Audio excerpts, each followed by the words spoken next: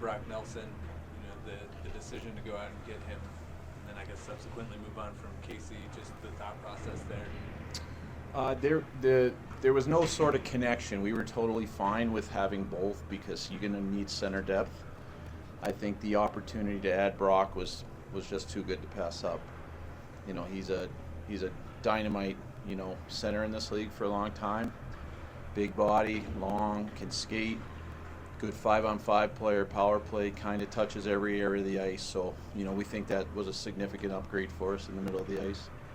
Nate told us yesterday when we asked him, you guys pushing the chips in the middle, he said, we have to, these are our years to go for it. I mean, just not only what you guys did this week, what you've done over the course of the season. Is this, do you agree with what Nate said? You guys are in a position where you have to do it right now.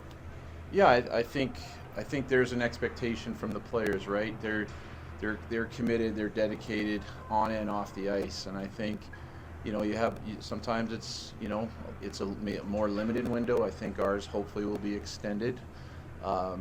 With players like Nate and Kale, and we have they get the lion's share. Those guys and Mikko when he was here for well-deserved reasons, but we have a lot of other really quality hockey players, and Val Nichushkin and Arturi Lekkinen and Devon Taves and Josh Manson and now Mackenzie Blackwood. So we feel we have a good team, and their on-ice play merits those decisions year to year, and sometimes it's limited, but hopefully our window is going to be pretty long here, and doing what we did is a reflection of their commitment and what they do on the ice. Speaking of that center depth, what was it about Charlie Coyle that stuck out as the guy to make that deal for today? I think Brendan had a really good tidbit. Charlie's never not played in the playoffs every year of his career. I think he's a big body. He's a centerman that can play the wing, or vice versa, however you want to call it. I think it gives Bedsy and the coaches a tremendous amount of lineup flexibility. They can use him as a matchup guy. He's a big body. When he's rumbling around down low in the offensive zone, he's a load.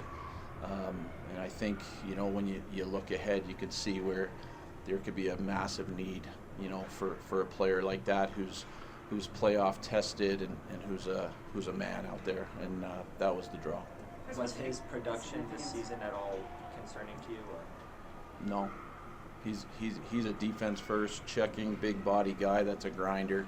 He contributes 5-on-5 and he'll continue to do that, but we're not looking for him to be the power play is kind of filled up, so we need a big body that's going to be a matchup guy for the coaches, that's going to play hard minutes and give us a potential guy in key moments of each hockey game, and Charlie's proven that he can do that. What's the significance of bringing EJ back to the team? Erik's done a good job in Philly. I talked to Danny Briere, who was awesome to deal with on this. I think you guys all know Erik, right? He's still a big body. He still gets around okay out there. He can touch our penalty kill.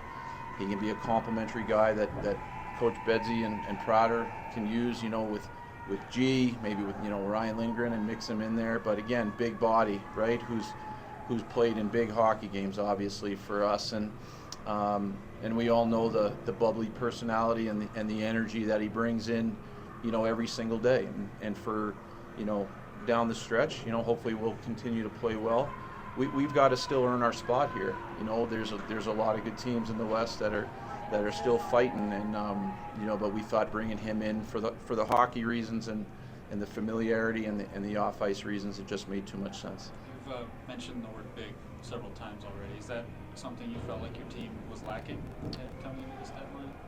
I don't know about lacking. We've been a speed attack team, and I think these guys, Brock Nelson can skate, right? He's that's why he's been such a good player and a big time top two line center in this league forever. And Charlie is a big body who can do a lot of different matchup things. So definitely thought we needed to get a little bit bigger.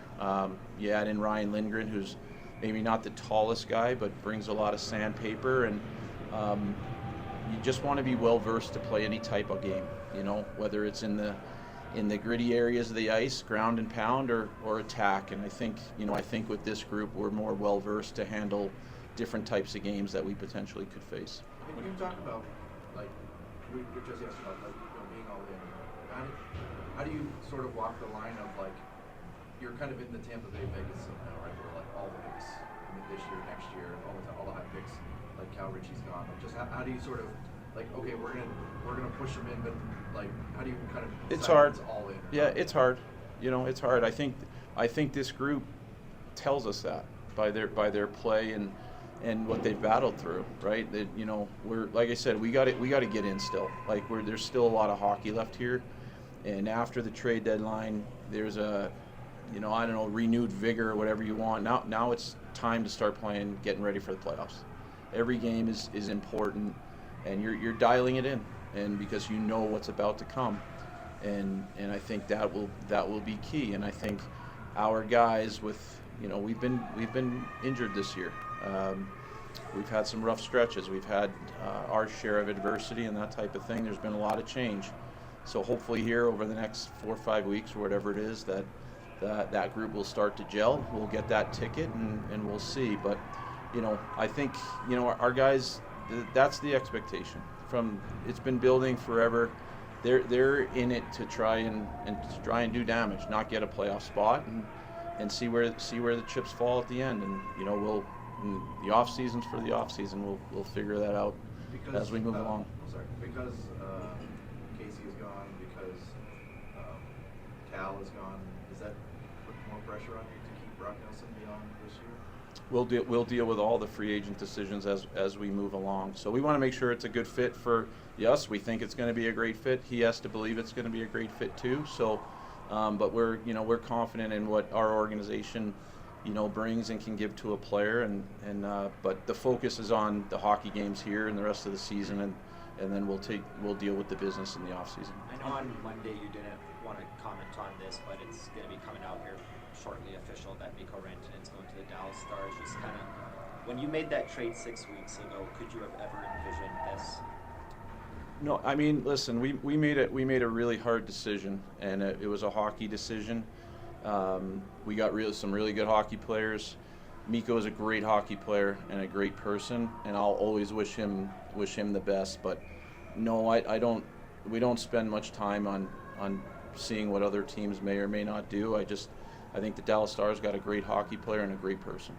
On deadline. Maybe quietly behind the scenes, there have been players that might be able to help the organization in the future in Nikita Khrushchev, Ivan, Taylor McCarr. Can you talk to me about how the strength of the amateur scouting staff is maybe giving you some confidence to move on from some of this draft capital? Yeah, I think, you know, we brought, you know, Nick Pryor's in his first year. You know, obviously you want your scouts to be excited going into every draft, and there's no doubt we're down some capital right now, but we've found some good players, right? Like you said, Logan O'Connor going back, you know, Ivan were undrafted free agencies. That's part of their job, and they've done a heck of a job adding pieces that we believe down the road are going to be players for us. You mentioned Taylor McCarr. We're super excited about Ilya Nabokov and the year he's having. You know, in the KHL, Zahar Bardakov, who we got in the deal with the Devils last year, has had a great year. So we feel we've got some pieces coming, and it'll always be important, always the draft process, and you know, we'll see where we can go with the couple of picks we have this year. Right. You said you don't really pay attention, at least in a deal like Mikko's, on what teams may or may not do, but around trade deadline and on deadline day, how much are you paying attention to teams in division and what they're doing, and just what are your thoughts on the Central?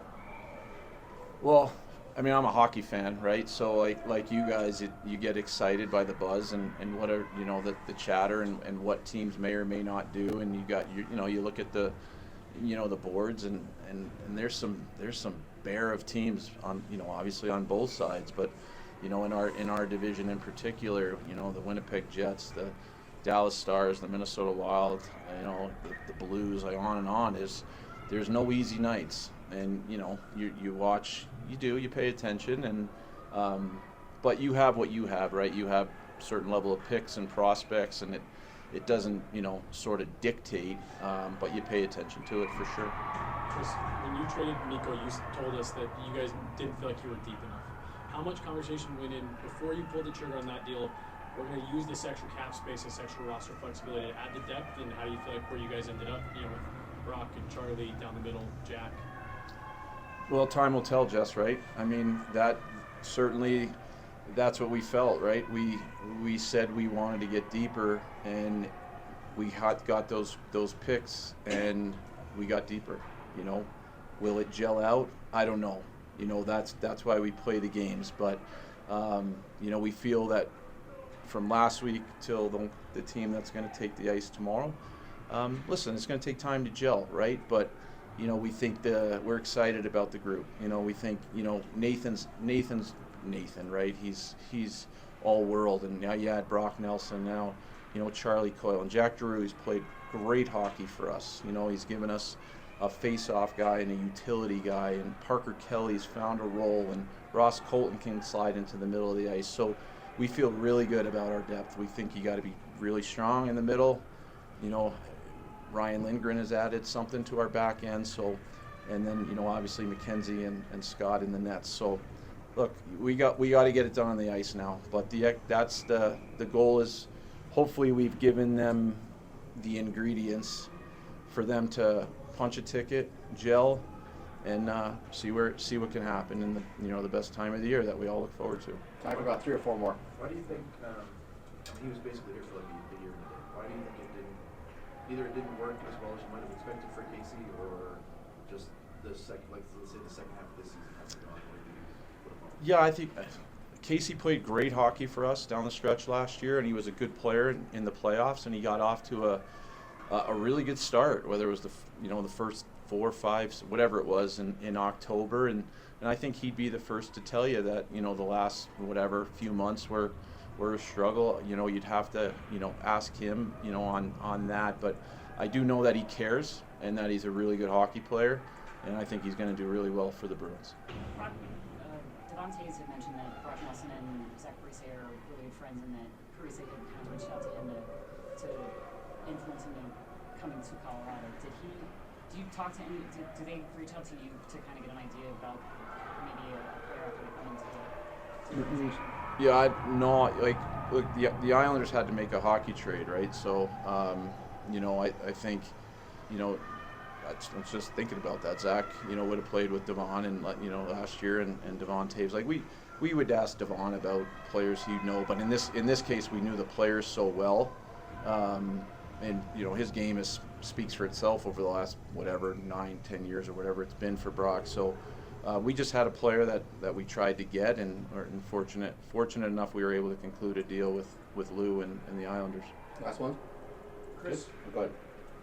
when you forecast the season way back when, you started back in August, September, and the way the roster was and the way the roster is now, did you see yourself turning over lines and defensemen and goalie and getting to the point we are now at this point?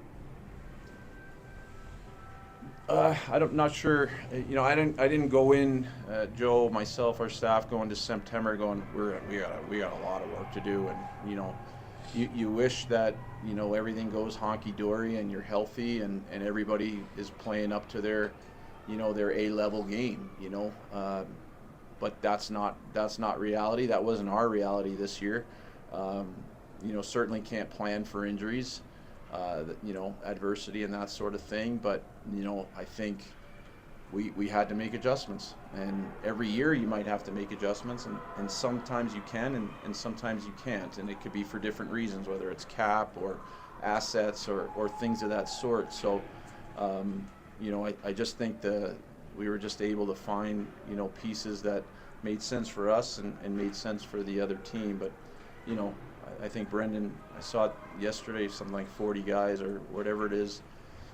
You never want that, because that usually means something not so good has happened multiple times. So, but I'm proud of the way the guys have responded. I think, the adversity that we faced earlier in the year and that sort of thing is, I think we have an excited group of hockey players. Out on the ice today and at what the moves did. Now, again, they got to gel. We got to get points. We got to find our way. But I think there'll be a buzz. At least that's the goal.